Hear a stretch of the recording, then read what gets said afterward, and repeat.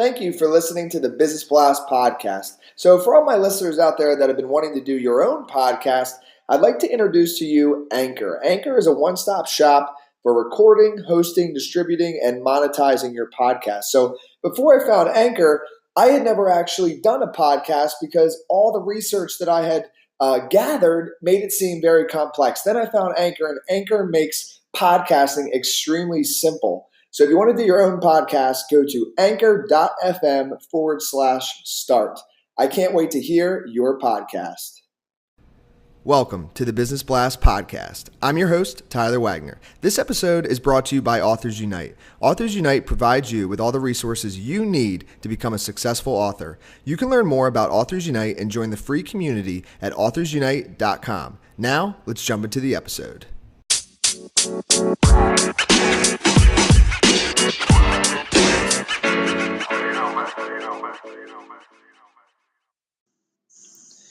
All right, everyone, welcome back to another episode of the Business Blast podcast. I'm your host, Tyler Wagner. Today, I have Swish Goswami with us. He is the CEO of Trufan and a TED speaker. Welcome to the show, brother. Thanks for having me, man. Really appreciate it. Of course, grateful to have you here. We'll dive into the first one. The first question I have for you, Swish, is what is the best story from your life that has an underlying valuable message? Absolutely. So I think it's two things. I'm sorry to be that type of person, but no, all good, dude. I was 7 years old when I started my first operation per se. I created a hovercraft when I was 7 with my father. And that was actually my first stab at tinkering and building something from scratch and even selling a product because we built the hovercraft out. It was a rechargeable, remote-controlled hovercraft, and I sold it for $200 to one of my schoolmates. And that was just one of the biggest things for me because it really, really kicked in motion the idea that I could be financially independent at a very young age. So me being 21 now, I think the second story with me moving to New York last year by myself. I came out of second year of university at the University of Toronto, got an incredible opportunity to work with a basketball player on a venture capital firm. And I decided to just take a leap of faith and move to New York, not knowing too many people there and just seeing what comes with it. And in my opinion, it was the best decision I've ever made in my life so far. And what's the most valuable piece of information we should know that's within your expertise or industry? Definitely. I think there's two things. I think one is personal branding on LinkedIn. I have quite a sizable LinkedIn community. And I really pride myself on being an early adopter of the platform and really being able to communicate all my thoughts and my ideas through that channel. And then the second is on tech entrepreneurship. You know, I've been in tech entrepreneurship now for about 3 years. And I've seen a lot of companies both as an investor and as an entrepreneur. So I've been able to really, really build up a good mental file of what works and what doesn't. And what's your best piece of overall business advice? So not necessarily industry specific.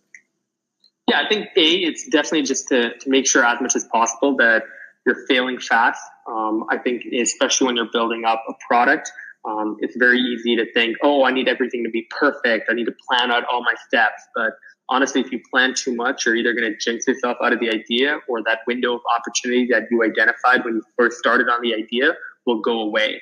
So as much as possible, move quickly, fail fast, and just keep learning from your mistakes as you grow. And if you could give your younger self one piece of advice, what would that be? Yeah, so I mean, I'm 21, so like, you know, I'm going to be talking to like a 14-year-old kid here, but I think the big thing really just don't sweat too much in the sense of, you know, when I was younger, I was sweating all the small stuff. I was like putting enormous pressure on myself to be like a Mark Zuckerberg or something like that.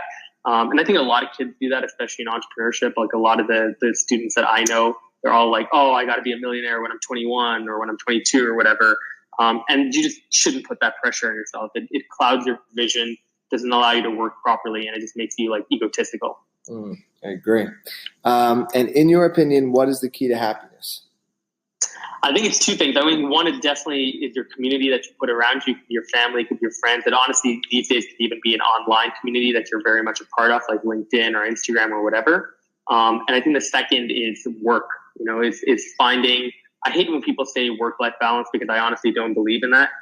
It doesn't mean that I work always. It just means that I think work is such an important part of life that we shouldn't separate it from it. I think if you find something meaningful to do and make that your work, that can literally lead to having an incredible life. So I think the two kind of go hand in hand. And what is the best book you've read, and what was the number one thing you learned from that?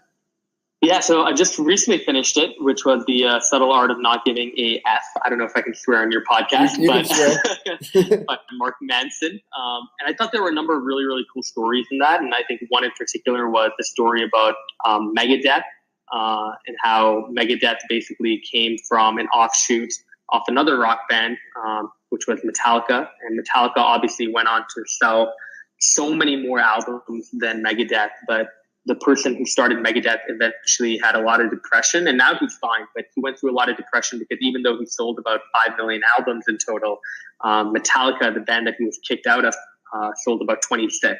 And so it told me a big lesson about, not really caring too much about comparing yourself to other people, especially comparing your chapter 1 to someone else's chapter 20.